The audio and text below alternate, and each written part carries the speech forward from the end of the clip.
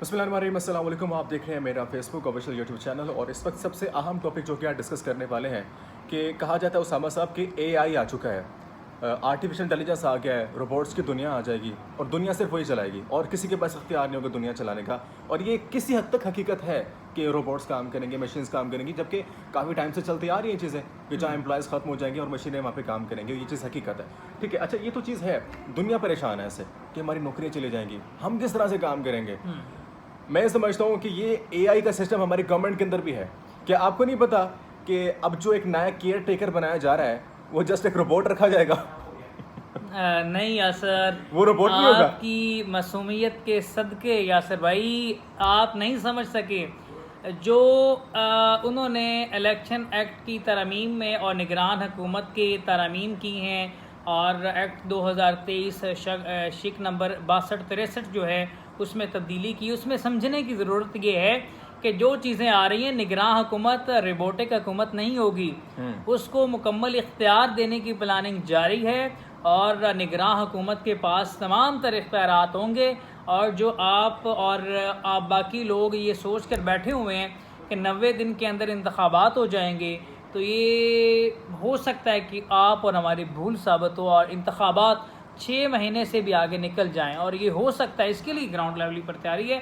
Robotic حکومت ہوتی ہے نگراں حکومت آلریڈی، جو ہمارا قانون تھا، جو آئین ہمارا تھا، لیکن آئین کے اندر جو شک 6263 کی انہوں نے الیکشن ایکٹ کی ترامیم کی ہیں، اور آگے نگراں حکومت کے جو ان کے پاس اختیارات تھے ان کے اندر انہوں نے نئی تجاویز شامل کی ہیں. اس کے بعد نگراں حکومت روبوٹک حکومت نہیں رہتی، اس کے پاس تمام تر اختیارات آتے ہیں. اور جو دوسری بات، نگراں حکومت کے حوالے سے میں تھوڑا سا کھول کے اس کو بیان کر دیتا ہوں کہ جو نون لیگ کی جانب سے کہا گیا کہ اسحاق ڈار کا نام دیا گیا، اور اس کے علاوہ انہوں نے کہا کہ، اور اس کے ساتھ نون لیگ کی رہنما خواجہ اسف نے کہا کہ سیاستدان نہیں ہونا چاہیے نگراں وزیر اعظم. لیکن نون لیگ نے اسحاق ڈار کا نام دے دیا. خواجہ اسف اور نون لیگ کی آپس میں نہیں بنتی تو یہ نون لیگ کا مسئلہ ہے. بہرحال پیپلز پارٹی نے فیصل کریم کنڈی کا نام دیا، ساتھ انہوں نے بیان دے دیا کہ ہم سیاستدان کو نہیں چاہتے، اپنا سیاستدان چاہتے ہیں، دوسروں کا سیاستدان یہ نہیں چاہتے. پھر یہاں پر نام آ رہے ہیں یاسر بیوروکریٹس کا اور ماہر معاشیات کا. رضا باکر اور حفیظ شیخ میں سے ایک آپ کا نگراں وزیر اعظم ہو سکتا ہے. ان دونوں میں سے ایک حفیظ شیخ. لیکن ٹیکنوکریٹس کا تو نام اس وقت کہتے رکھیں گے نہیں ہم ان کی تو ضرورت ہی نہیں ہے. وہ تو ایک طرفہ ہوتے ہی نہیں ہیں، نیوٹرل ہوتے ہی نہیں ہیں کہ وہ تو پھر ظاہری بات ہے جو گورنمنٹ یہ کہہ رہی ہے موجودہ، تو میرے نہیں خیال کہ وہ آ سکتے ہیں. لیکن کہنے کا مقصد جو میرا یہ تھا کہ جو روبوٹک سسٹم کی میں بات کر رہا تھا، دیکھیں پروگرام تو لیڈرز نے بنانے ہیں نا. لیڈرز اس رپورٹ کے اندر پروگرام فٹ کریں گے تو وہ امپلیمنٹ کریں گے. اب یہ جو ایکٹ بنایا جا رہا ہے ایکچولی پروگرام بنایا جا رہا ہے، یہ پروگرام ان کو فٹ کیا جائے گا. سر ایک خلائی مخلوق بھی ہے پاکستان میں. میں خلائی کی بات کر رہا ہوں. آپ ولاگ میں آنر کریں گے چیزیں؟ میں کروں گا. خلائی مخلوق بھی ہے پاکستان میں. دنیا نیگسٹ کرتی ہے نا خلائی مخلوق ہے. بس ٹھیک ہے، بات کریں. 75 سالہ تاریخ میں جتنی بھی گورنمنٹس آئی ان کو خلائی مخلوق نے چلایا ہے. اور عمران خان وزیر اعظم رہے، نواز شریف رہے، اس سے پہلے جتنے بھی وزیر اعظم تھے وہ سب فیڈ ہوتے ہوئے آئے ہیں. ناظرین بھی جانتے ہیں، آپ بھی جانتے ہیں، میں اس ڈیٹیل میں نہیں جاؤں گا. بہرحال سارے وزیر اعظم جو ہیں وہ روبوٹک ہیں، اور جتنے بھی وزیر اعظم پاکستان کے اندر آئے ہیں، گورنمنٹس آئی ہیں. اور یہ بھول جائیں ٹینشن کہ آپ کی نوکریاں چلی جائیں گی. اس ملک کے اندر نوکریاں کس طرح سے ملتی ہیں وہ آپ کو بہتر طریقے سے پتہ ہے. کون سے دفاتر سرکاری ایسے ہیں جہاں پہ لوگ بیٹھ کے کام کر رہے ہیں، ان کو کام آتا ہے؟ ان کو کام نہیں آتا، وہ مشینوں سے کام لیتے ہیں، کسی اور سے کام لیتے ہیں. تو خیر یہ بس بندے بٹھا دیے جاتے ہیں اپنے کمیشن لینے کے لیے، تو کسی کو کام نہیں آتا. انسان وہی کام کریں گے جہاں کر رہے ہیں. تو یہ سسٹم اب ختم نہیں ہونے والا. جو سسٹم چلتا آ رہا ہے 75 سالوں سے، نوکریاں کس طرح سے ملتی ہیں آگے بھی اس طرح سے ملیں گی، ٹینشن نہیں ہے.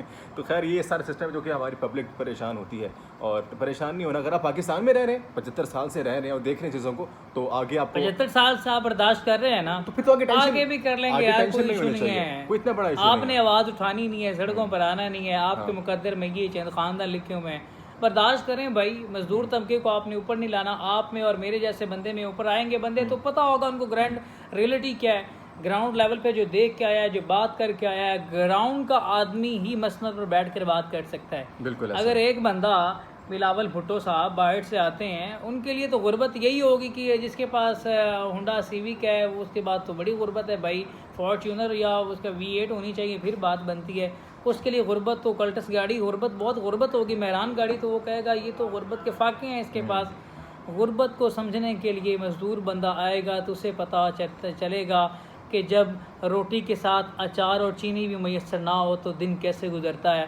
جب رات کی سوکھی روٹی کو پانی میں بھگو کر صبح ناشتے میں کھایا جائے تو غربت کسے کہتے ہیں. بلاول بھٹو نے کبھی رات کی سوکھی روٹی اچار اور چینی کے ساتھ پانی کے اندر بھگو کے کھائی ہو تب بلاول سے میں بات کروں کہ وہ غربت پر بات کرتا اچھا لگتا ہے. بلاول نے کبھی کپڑے پھٹے ہوئے پہنے ہوں جب سردی کی یخ ٹھنڈی راتوں کے اندر چادر نہ ہو اور آپ کو روڈ پہ سونا پڑے پھر میں بلاول سے پوچھوں کہ وہ کس غربت کی بات کرتا ہے. اگر بلاول اسی طرح سے گراؤنڈ لیول پر اگر نہیں گیا تو وہ غربت کی بات کرتا ہے تو میرے خیال سے وہ یہ غریب طبقے کی غربت کی بات نہیں کرتا.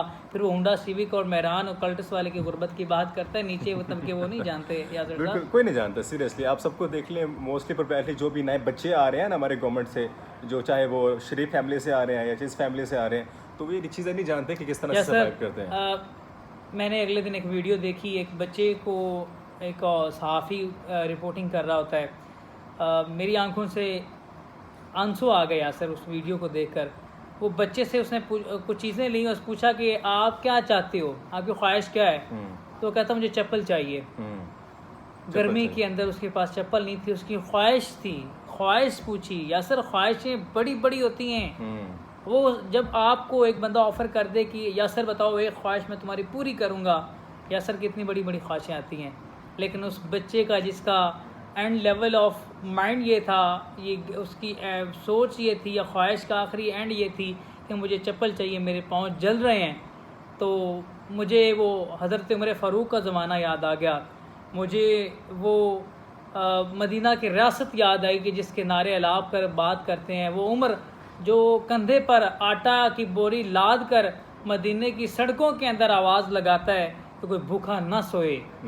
یہ ہمارا رول ماڈل ہے. جب اسلامی ریاستوں کی بات کرتے ہیں, جب آپ مدینہ کی ریاست کی بات کرتے ہیں, یا بچوں کے پاس گرمی کی تپتی دھوپ کے اندر جون جولائی کی نیزے کی طرح سورج جو ہے سر پہ سوار ہو اور بچے کے پاؤں میں جوتی نہ ہو تو اس کی آخری خواہش جوتی ہو, تو سیاستدانوں کو وہ غربت پہ اے سی کی کمروں کے اندر کھڑے ہو کر عوام کے آگے اور طرح طرح کے کھابے آگے رکھ کر اور V8 پر بیٹھ کر آ کر وہ گراؤنڈ پر بات کریں غربت کی. تو ایسی آپ کی تقاریر جو ہے ہمیں ضرورت نہیں ہے, آپ کی ایسی آواز کی ضرورت نہیں ہے, آپ کی ایسی ہمدردی کی ضرورت نہیں ہے, آپ کی ایسی لیڈرشپ کی ضرورت نہیں ہے.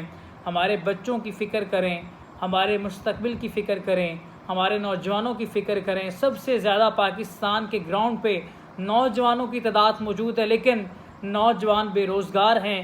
ان بے روزگار نوجوانوں کی فکر کریں. آپ کس فکر میں مبتلا ہیں؟ آپ نے کھا لیا, اس ہڈیوں سے گودوں سے نوچ لیا عوام کی, کرپشن کے پہاڑ کھڑے کر دیے. آپ نے ٹیکسز سے ہماری کمریں ٹیڑھی توڑ کے رکھ دی ہیں. ہمارے بجلی کے ٹیکسز, ہمارے چینی کے ٹیکسز, ہمارے گھی کے اندر ٹیکسز, ہمارے روزمرہ کی اشیاء کے اندر ٹیکسز, ہمارے کپڑوں کے اندر ٹیکسز, روٹی کپڑا مکان کا نعرہ لگا کر تینوں چیزوں میں ٹیکسز کی بھرمار کر دی ہے. اور جب ہماری ٹیکسز سے کمر سیدھی نہیں ہوتی تو ہمارے گودوں سے ہمارا آزادی کو چھین لیا گیا. اور پھر ہم سے وہ کہتے ہیں کہ آپ نے قربانی دینی ہے, آپ نے 2 کی جگہ 1 روٹی کھانی ہے. میں آپ سے پوچھنا چاہتا ہوں بلاول صاحب, آپ ہمیں کہتے ہیں چائے بند کر دیں, 2 کی جگہ 1 روٹی کر دیں. ہم 1 روٹی کرنے کو تیار ہیں. آپ اپنے دسترخوان کو کم کرنے کے لیے راضی ہیں. ہمارے دسترخوان کم ہوتے ہیں, پاکستان کی ریاست کو فرق نہیں پڑتا. اگر آپ کے دسترخوان کم ہوتے ہیں تو 26 کروڑ عوام خوشحال ہوتی ہے. تو فیصلہ آپ نے کرنا ہے اور فیصلہ عوام نے کرنا ہے کہ عوام نے ایک دفعہ پھر قربانی دینی ہے یا آپ کے گریبان پکڑ کر آپ سے اپنا حق مانگنا ہے. بہت شکریہ مشہور اسامہ صاحب, آپ نے جو بات کی, جو تقریر کی, ماشاءاللہ سے افیکٹو تھی. میں تقریر نہیں کہوں گا, یہ بڑی کمال کی بات آپ نے کی ہے جو کہ اینڈ میں بتائی ہے آپ نے. تو اوبویسلی ڈیسیجن یہ پھر بھی عوام کے پاس ہے. دیکھیں, باہر نکلیں, پوچھیں کیا کرنا ہے. ہمت نہیں ہے, ایسے رہیں گے تو ساری زندگی ایسی آپ کی لائف میں گزر جائے گی, کوئی مسئلہ نہیں ہے. جیسے باقیوں نے گزار دی آپ بھی گزار لیں گے. اور راڈا کا بھی لوگ یہاں پہ اینڈ کرتے ہیں. آپ سے ملیں گے اگلی ویڈیو میں, تب تک اجازت, اللہ حافظ, بائے بائے.